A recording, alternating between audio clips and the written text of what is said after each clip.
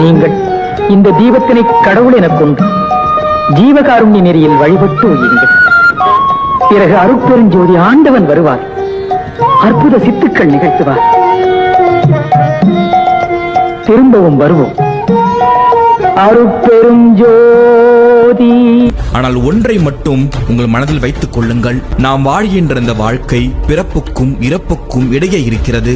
அதை நாம் மகிழ்வோடு வாழ்கிறோமா, அளவோடு வாழ்கின்றோமா, மற்றவர்களுக்கு உதவி புரிந்து வாழ்கிறோமா, அன்போடு இருக்கிறோமா, எதிர்கால தலைமுறையினருக்கு ஏதாவது கருத்துக்களை சொல்லி இருக்கிறோமா, எதிர்காலம் நன்றாக இருப்பதற்கான ஒரு பாதையை காட்டி இருக்கிறோமா, நம் சுற்றம் உள்ளவர்களை நாம் மகிழ்வோடு வைத்திருக்கிறோமா என்கின்ற பல கேள்விகளுக்கு உங்களிடம் பதில் இல்லாமல் இருந்தால் அதற்கான பதில்தான் அன்பு என்கிறார்கள்.